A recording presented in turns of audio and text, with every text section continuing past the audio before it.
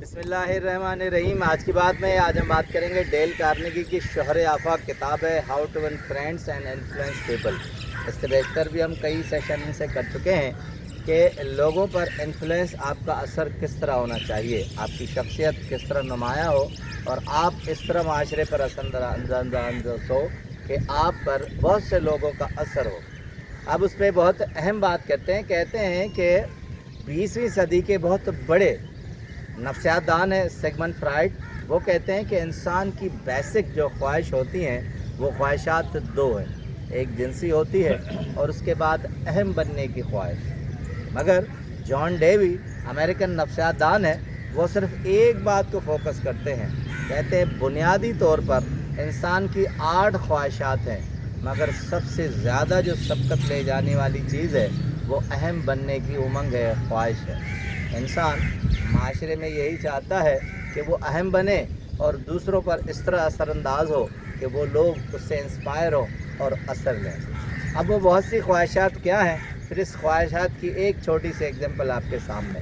कहते हैं इन 8 एग्जांपल्स में जॉन डेवी कहते हैं सबसे पहली सेहत की ख्वाहिश होती है कि उसकी सेहत अच्छी रहे।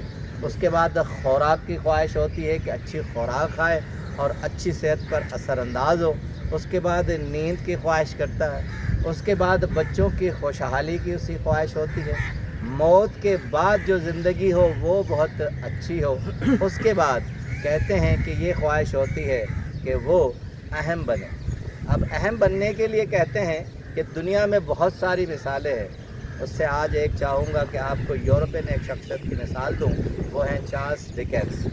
यूके की शख्सियत हैं, इंग्लैंड में पैदा हुए, मगर यूरोप पर बहुत बड़ा असर है उसका।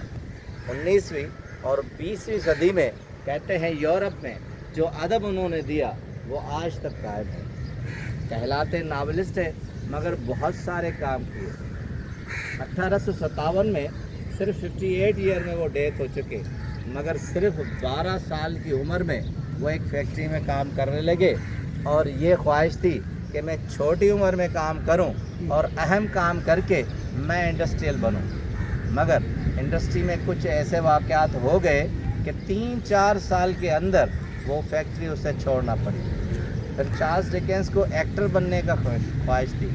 वो अदाकारी की तरफ गए, 2 से 3 साल इस फील्ड में गए, मगर खातिर ख्वाह नताइज नहीं निकले और वो एक्टर नहीं बन सके। अब हैरानगी की बात कि सिर्फ 24 साल की उम्र में उसने एक नावल लिखा, विक्टोरियन एरा। वो नावल था कि धूम मच गई, उसको शनाख्त मिल गई और वो माशरे का अहम शख्स बन गया। 24 साल से लिखते लिखते उसने 58 साल की उम्र तक 15 नावल लिखे, जिससे दुनिया के बहुत शोहरे आफाक नावल हैं। टेल ऑफ टूल सिटी, 2 शहरों की कहानी, क्रिसमस कैरोल उसकी बहुत शहरे आफाक किताब है, ब्लैक होम उसकी किताब है, मगर विक्टोरियन एरा उसकी पहली पहचान थी जो थी। इससे बेशतर उसने कालम लिखे, जर्नलिस्ट बना, सहाफ़त में ज़्यादा मकाम नहीं बना सका, क्रिटिक तनकीद निगार बना, बहुत सारे काम किए, मगर नावल उसकी असल पहचान थी।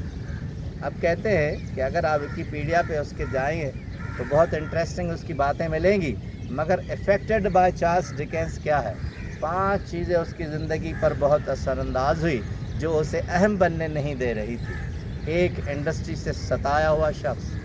दूसरा, फिल्म इंडस्ट्री से नाकाम शख्स। तीसरा, लोगों की तकालीफ उसके अंदर में।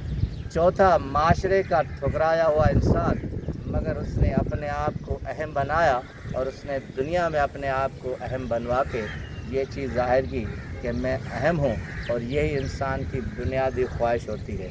मौलाना वहीदुद्दीन खान साहब की एक कोटेशन है।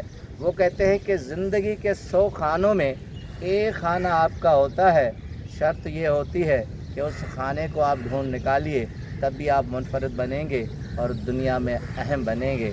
आपका बहुत बहुत शुक्रिया।